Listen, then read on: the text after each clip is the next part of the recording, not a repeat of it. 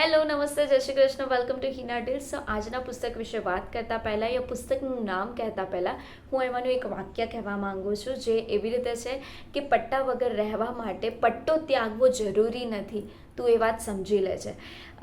આ વાતને હવે દરેક વ્યક્તિ જે સાંભળે છે, દરેક વ્યક્તિ અલગ અલગ રીતે અઝમ્પશન્સ લગાડી શકે છે, પણ આ પુસ્તકમાં આ વાક્ય શા માટે લખાયેલું છે એ તમને ત્યારે જ સમજાશે જ્યારે તમે આ બુક વાંચશો. ધ્રુવ ભટ્ટ દ્વારા લખાયેલી અત્રાપી. નામ જ કેટલું યુનિક છે ને. સો વાત કરીએ તો પુસ્તક વિશે, ઓવરઓલ કવર ને all that, it's really good.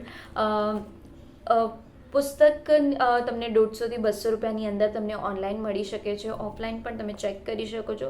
I guess 100 થી 200 રૂપિયાની અંદર તમને મળી જશે પુસ્તક. લિંક ડિસ્ક્રિપ્શનમાં હું આપી દઈશ. અને વાત કરીએ તો હું આ બુકને રેટ આપીશ 10 આઉટ ઓફ 10.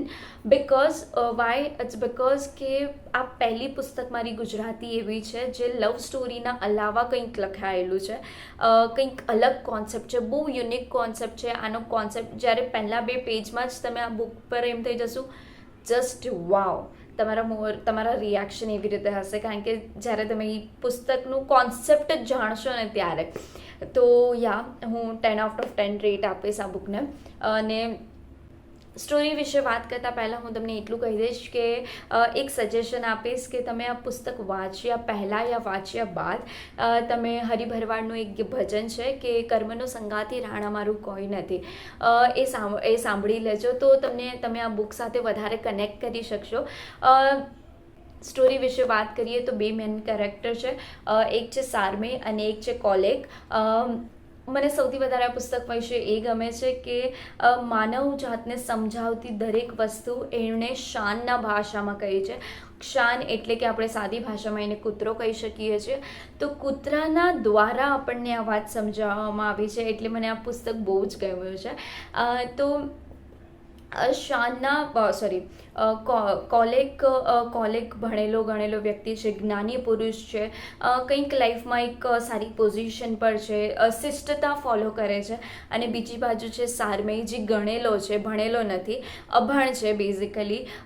એ ઘર છોડીને જાય છે, દુનિયાને જોવે છે, નવા લોકોને મળે છે, લોકોને સમજે છે, લોકોના ઇમોશન્સને સમજવાનો પ્રયત્ન કરે છે.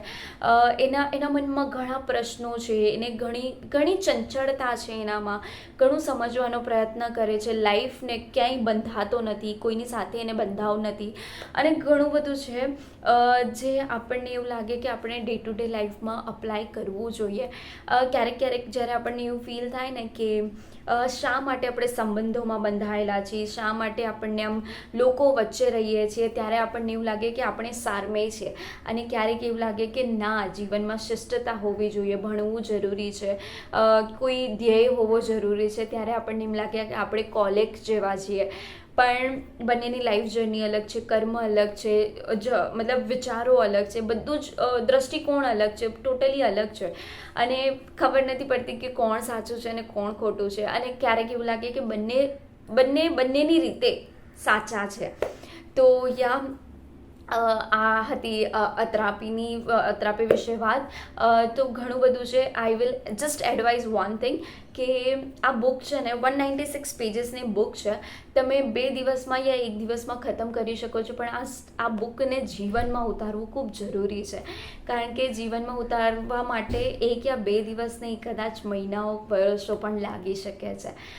એટલી સરસ બુક છે. એક વખત તો લાઈફમાં વાંચવા જેવી પુસ્તક છે, અને શાંતિથી, સરળતાથી વાંચો, બહુ મજા આવશે. બહુ જ એકદમ આમ વાવ બુક છે.